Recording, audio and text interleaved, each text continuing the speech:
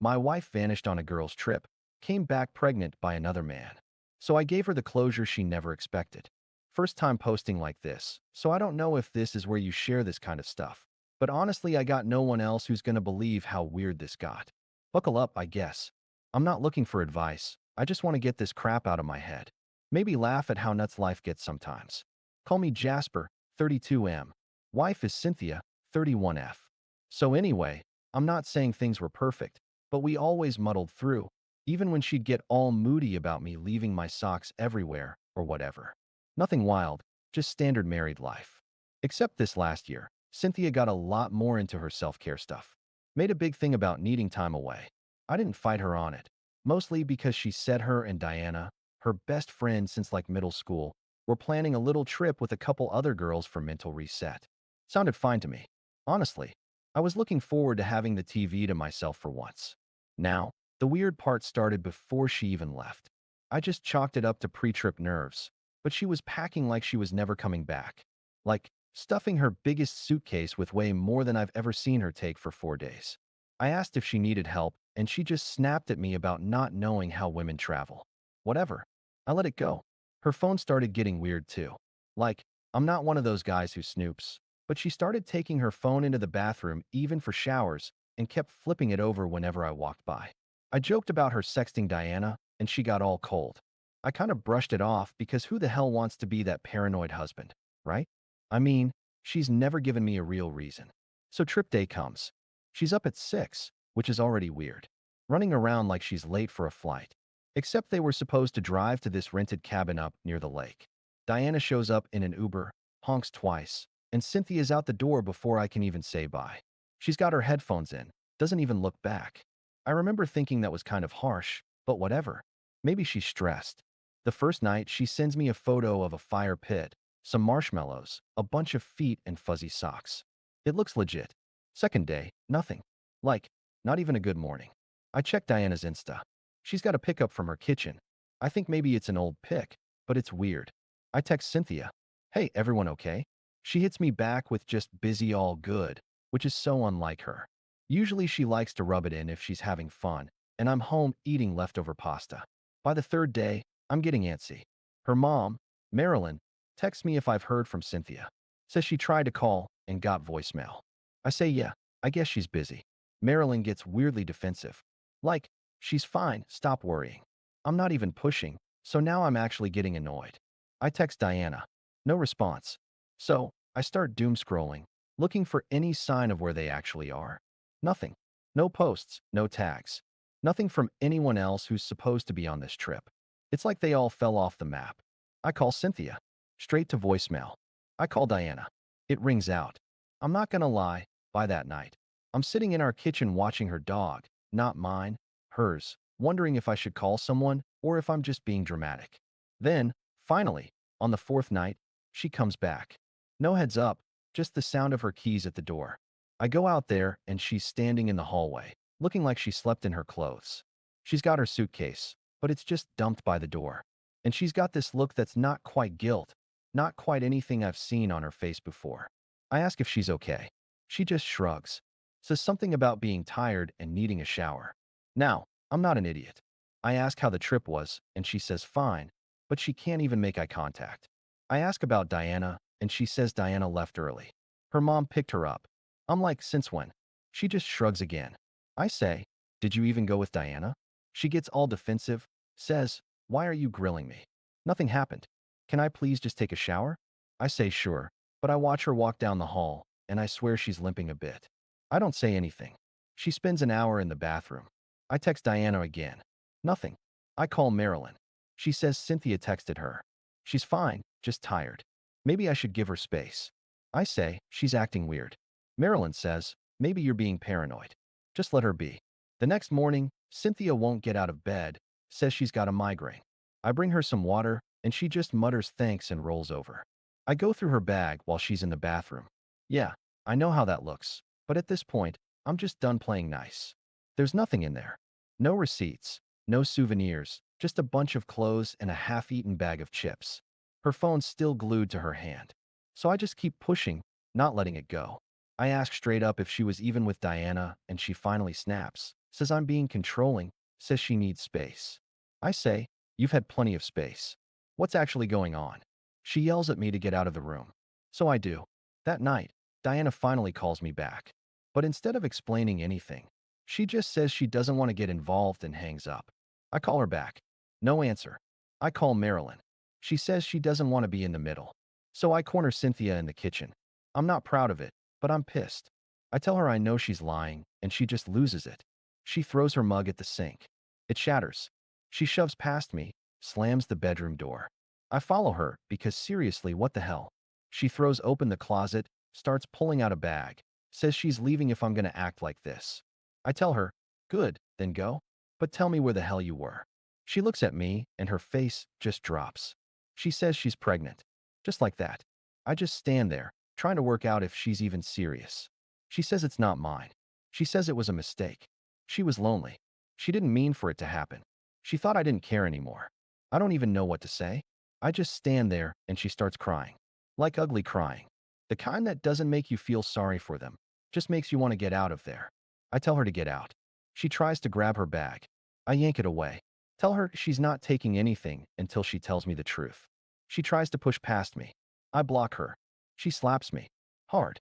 I shove her back. Not proud. But I was done being the soft guy in this marriage. She runs out, grabs her jacket, slams the door behind her. I text Marilyn. Tell her Cynthia's coming. That she needs to figure her crap out. Marilyn just sends back. Okay. I don't hear anything from Cynthia that night. I lock the door, put her suitcase out on the porch. I crash on the couch with the dog. So yeah, that's where I'm at. My wife lied about her trip, came back pregnant by some random, and thought she could just spit out an apology and maybe I'd be cool about it. Nah. If you're still reading, next part gets a lot messy, eh? I'm not the dude who just takes this kind of thing lying down. I got plans. She's not getting away with any of this. Not a chance. Update 1. So yeah, it's Jasper again. If you caught my first post, my wife Cynthia vanished for that girl's trip, came home with a whole new set of problems, and dropped the whole, I'm pregnant. But it's not yours bomb like it was just a normal Tuesday. I thought I'd seen the worst of it. But apparently, the universe decided I needed to find a whole new level of what the actual hell. I'm not letting this slide. Not even for a second. I figured she'd stay at her mom's after that blow up, but nope. Next morning, I hear keys in the lock, and she's back like nothing happened. Not even a text heads up. Nothing. The audacity is unreal. She just walks in, doesn't even look at me, grabs her laptop and starts checking her emails on the couch like she just came back from a walk. Not a week of lying and cheating. Not even a sorry. Not a let's talk. Just acting like I'm the one who should be apologizing for making a scene. I walk in and ask what she's doing, and she barely glances at me. Says she's just grabbing some stuff. Says she'll be out of my hair soon. I tell her she's not taking anything else until we have a real conversation. She just sighs, says I'm being impossible, and starts packing anyway. I grab my phone and start videoing, because I'm not getting accused of anything here. She gets pissed, says I'm harassing her. I say I'm protecting myself. She slams the bedroom door. I just let her stew. Now, here's where it started to get spicy. Cynthia's mom, Marilyn, calls me. She's mad. Says I need to stop harassing her daughter and let her get the rest of her things in peace. I tell her straight up, your daughter lied to everyone, came back pregnant by someone else, and now wants to act like I'm the bad guy.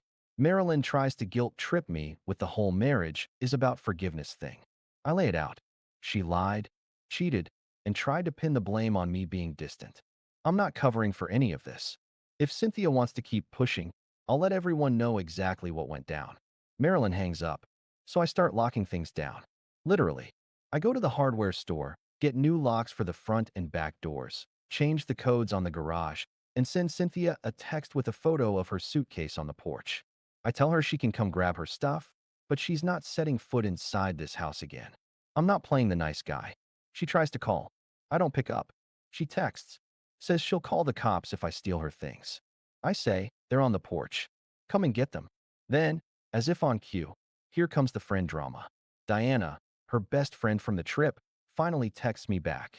Says she doesn't want to get involved, but then sends this whole paragraph about how Cynthia is going through a lot, and I should be more supportive. I almost throw my phone. I text back, you weren't even on the trip, so what's your angle? She leaves me. On read. Classic. Now Cynthia starts working the group chats. I see messages popping up in the couple's thread on Messenger. Stuff like, sometimes people make mistakes. And we should support each other. Subtle, but I know what she's doing. I get ahead of it. I send a message to my parents. Her parents. The main friend group. Short. Not dramatic. Just the truth. Cynthia lied about the trip. Came back pregnant. Tried to blame it on me being distant. And I'm not covering for her. If you want to talk, talk to me direct. If you want to pick sides, pick now. And you know what? People started picking. Some friends text me privately. Say they're shocked. A couple even say they kinda saw it coming. Which, thanks for nothing, guys. My mom Janice blows up my phone. Says she's proud of me for not letting myself get walked on. My dad Gary is livid. He's always hated drama. But he actually calls Marilyn and tells her to keep Cynthia away from our family. I don't hear what gets said, but Marilyn texts me later. Says I'm escalating things. I tell her, your daughter did that already. So now Cynthia is locked out. Her stuff's on the porch, and I've got the group chat receipts. I go to the bank, pull my half out of the joint account, freeze the cards. Totally legal, I checked. And change all the passwords on anything we shared. Not out of spite, just protecting myself. She tries to call again. I send her straight to voicemail. She's not done though. Next day, she shows up at my door with Marilyn. Literally just walks up. Starts banging on the door. I open it a crack. Marilyn starts in about how this isn't the way adults handle things. I say, I tried the adult way. Cynthia trashed that option. Cynthia tries to push past me. I block her with my arm. She tries to shove me. I hold my ground. She starts yelling. Says I'm ruining her life. Marilyn's yelling. I'm yelling. Neighbors are looking. I don't even care. Cynthia tries to slap me. I catch her hand. Tell her to leave. She storms off. Marilyn follows, both of them yelling. After that, I text the main group chat again. Just a heads up. If anyone gives her a key or lets her in, I'm changing all the locks again and you're not welcome here. Some people get pissy, but most just go radio silent. I know some of them are just waiting to see who comes out on top. Whatever. Then, Cynthia tries another angle. She messages my cousin Grant, who's always been a bit of a soft touch. Asks if she can crash at his place for a bit. He calls me. Says he's sorry for asking, but wants to know what's actually going on. I tell him the whole story. And he says nope. She's not staying there. Cynthia loses it. Sends me a wall of texts about how I'm turning everyone against her. How she has nowhere to go. I tell her, you made your bed. Now, I know people are going to say I'm being harsh, but I'm not letting her play the victim here. She treated me like I was disposable, lied to my face, tried to make me out to be the villain. I'm not rolling over for that. I'm not breaking the law. I'm not trashing her stuff, but I'm making damn sure she feels it. She wants to play games. So do I. Funny part. Diana finally breaks and calls me. Says Cynthia's been blowing up her phone, wanting to crash at her place. Diana says she's not down for that drama. Says she's got her own shit to handle. I tell her, yeah, welcome to the club. We both kinda laugh, but not really. I can tell she's stressed. She asks if I think Cynthia is okay, and I say, I honestly don't care right now. That night, I get a text from Cynthia. She says she's sorry. She just needed to feel loved. That she never meant for it to go this far. I don't even respond. I block her number. I'm not interested in whatever emotional bomb she's trying to drop now. Last thing that night, my dad calls me. Says he's proud I'm not letting myself get walked on. Says if Cynthia or Marilyn show up again, he'll come over. My mom texts. Says she'll help me clean out the house if I want. I just sit on the couch eating cold pizza, watching the dog snore. So yeah, that's where it stands. Cynthia's out. Family knows. Friends know. Money's locked down, and I'm not budging. I'm not letting her rewrite the story or guilt me into anything. Next step? I'm making sure she can't come back from this. I'm not letting her get away with it. I'm not the nice guy anymore. If you think this was wild, just wait. It's gonna get way, way worse. Update 2. Alright, so it's Jasper again. If you made it this far, hey, thanks for riding along on this whole train wreck. Honestly, every time I think it's peaked, Cynthia finds a new way to go extra. It's like she can't help herself. I was already pissed, but this week, I went full scorched earth and I'm not even sorry. So after that last mess, with her and Marilyn yelling on my porch, Cynthia does what she always does, tries to make it look like I'm the psycho. She starts texting people in our friend group, asking if they'll let her stay just until things cool down. I find out because my cousin Grant sends me a screenshot and asks if I need him to block her. I tell him he can do whatever, but she's not setting foot in his place. I know Grant, he hates drama, so that's that. But then Diana gets involved again. She texts me, asks if I can stop ruining Cynthia's life and maybe just let her have a few days to figure stuff out. I ask her, you mean like how she gave me 0 days to figure out why she disappeared and then nuked our marriage? Diana just says she's tired. She's got her own crap going on, and she only offered Cynthia the couch for one night, not a full crash pad.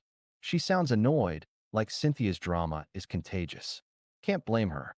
So now Cynthia's bouncing between Diana's and Marilyn's, dragging her suitcase and complaining to anyone who'll listen about how I turned into a monster.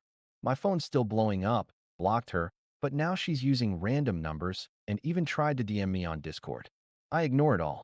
My mom Janice calls, says she's heard from Marilyn, who's sobbing about how I'm destroying Cynthia's future and how this isn't what a family does.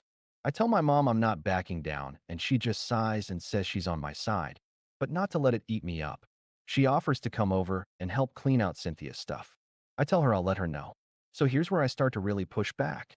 I realize I still have Cynthia on some shared accounts, stuff like the streaming services, some of the bills, random little things that make day-to-day life easier. I go in and start switching the passwords, removing her access one by one.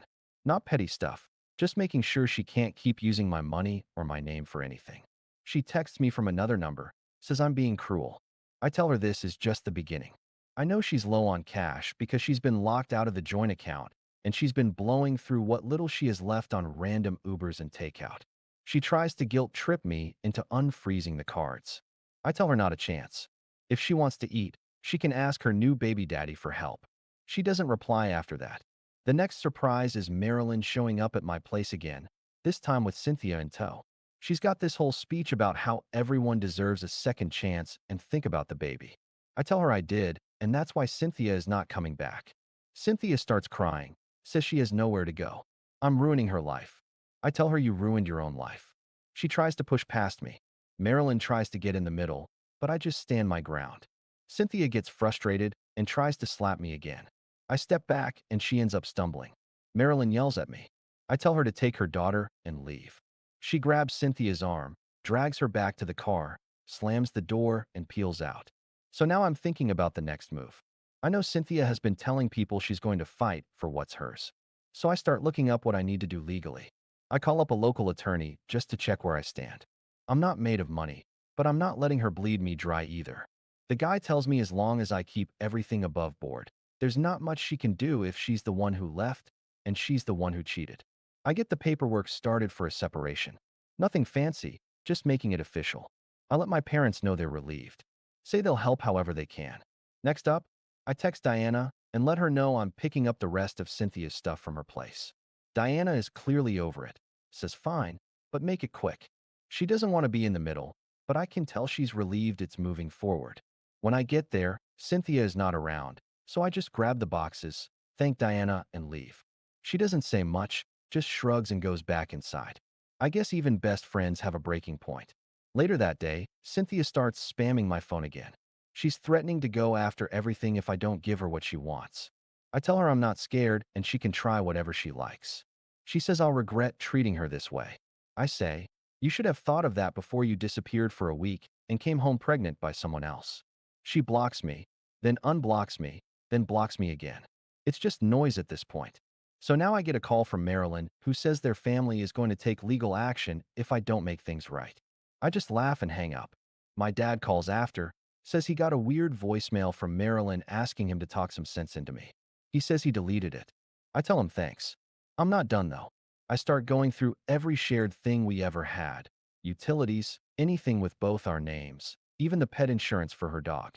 I call up, have her name removed, make sure she's not getting any benefit from me. It takes a couple days, but it's worth it. She texts me again, says I'm ruining everything. I just don't reply. The group chat drama hits another level. Now people are starting to take sides, and you can see who actually gives a crap and who's just there for the gossip.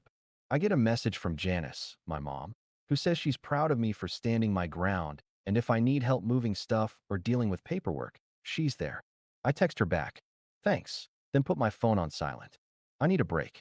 Cynthia tries one more stunt. She shows up at my work, which is honestly wild because she's never done that, and starts yelling at me in the parking lot. Says I'm destroying her life. Everyone hates her, and she's going to make sure I pay. I tell her she already lost, and she needs to move on. She tries to slap me again, I dodge. She hits my arm. I just walk away. A couple coworkers see, but I don't care. She can embarrass herself all she wants. So now I'm just waiting for the legal stuff to play out. I'm not letting up. She's out of the house, out of my life, and everyone knows the truth. My parents are backing me up. My friends know what's up, and Cynthia is finally realizing she can't guilt trip or manipulate her way back in. Next step? Making sure she gets nothing she doesn't deserve. I'm not going to let her rewrite the story or get any easy outs. She wanted drama. She got it. And I'm still not done. If you thought the first two parts were wild, just wait for what comes next. This isn't over. Not even close. Final update. So it's Jasper, back with what should honestly be the final chapter. Unless the universe throws another curveball. But I think at this point the circus has left town. Not like I'm expecting a Hollywood ending or whatever. People wanted closure. Cynthia said she wanted closure? Well, I gave her something she's not going to forget. Buckle up. So after the last round with Cynthia showing up at my work, which was actually embarrassing for both of us, and honestly, I was just glad security didn't get called, things went a little quiet for a couple days. I tried to just do regular stuff. Grocery run, dog walks. Literally spend an hour scrubbing the stove because I needed to feel like some part of my life was normal again. But you know how when things get real silent, it's not over. It's just someone plotting. Yeah, I knew she wouldn't just slink away. Sure enough, one night I get this group text from her. Like some awkward intervention attempt. Her, Marilyn, and a couple mutuals from way back all in the same chat acting like we're going to have a civil conversation. She says she needs to see me, in person, with everyone there, just for closure. I tell her I'm not interested, but she keeps pushing. Says I owe her this, that I'm making her out to be a villain, that I'm ruining her entire life over one mistake. I say fine, one sit down, public place, both our parents, and the rest can come if they want. If she wants closure, she's getting the real thing. So we set it up. Little cafe near the center of town. Not fancy, just somewhere nobody could make a scene. I show up early just to make sure she can't spin anything and I'm not walking into a trap. Marilyn's there with Cynthia, both with the look like they haven't slept in a week, and my parents rolled in a couple minutes later. Even Grant shows up, mostly to keep the peace, I think. Diana texts. She's not coming, which honestly, fair. Cynthia jumps right in, says she just wants to clear the air, that she's sorry for lying, that she was lonely and stressed, and felt like I didn't care about her anymore. Marilyn starts up about how marriage is about forgiveness, and it's not right to just throw people away. My dad Gary just shakes his head. My mom Janice looks like she wants to get up and leave, so I don't let them talk circles. I just lay out the timeline, blunt and plain. I say, you left for a trip? Lied about who you were with. Came home pregnant, and tried to blame me for being distant. I say, you didn't just cheat. You lied to everybody, and you tried to burn my reputation so you could play the victim. I bring out the receipts, texts, bank statements. Nothing crazy, just showing charges on days she claimed to be off the grid. Even the group chat screenshots where she was spinning stories. I just put it all out there, calmly. No yelling, no drama. Marilyn tries to defend her, says everyone makes mistakes. But I ask, how many times do you have to cover for her before you realize this isn't just one bad night? Grant tries to change the subject, says maybe we should just let things go, but I say, no, this is the last time. Cynthia tries to say I'm being cruel, that she's already lost everything. I tell her, you lost it the second you decided I was disposable. Janice backs me up, says Cynthia needs to stop acting like she's the only one who's hurting. Then Cynthia tries to play the baby card again, says I should think about the future. I say, I am, and that's why you're not part of mine anymore. Marilyn starts to cry, which is awkward, and Cynthia just sits there like she's waiting for someone to come save her. Nobody does. So I hand her the last stack of papers, everything she needs to finish the split, not a penny more than what's required by law, not a single extra thing. I tell her I'm done. I'm not her safety net, and she needs to figure out her own mess. She tries to grab my arm on the way out. I pull back. She slaps my shoulder and storms off. Marilyn chases after her, slams the door on her way out of the cafe. After, my parents and I just sit there for a second, not really saying anything, just tired. Janice finally says, well, at least it's over. Gary offers to help me box up the rest of Cynthia's stuff from the garage, so we do that the next day, toss it all in Marilyn's car, and that's the last I saw of either of them. The aftermath? Cynthia's out, money's split, friends know the score, and even the people who tried to stay neutral have mostly gone quiet. I hear through the grapevine she's staying with some distant relative, but honestly, I don't care. I don't wish her well. I don't wish her harm. I just want my life back, not gonna pretend I'm some hero or that I feel good about any of it. It's just what had to happen. She thought she could blow up my life and walk back and like nothing changed, but I made sure she got the closure she actually deserved. Not some fake apology, not some emotional open door, just the hard ending she earned. So yeah, that's it. If you're reading this and thinking about letting someone walk all over you, don't. People show you who they are, pay attention, and if you ever get the chance to serve real closure, don't be afraid to go all the way. Sometimes the only way out is through. Anyway, thanks for following along. I'm out.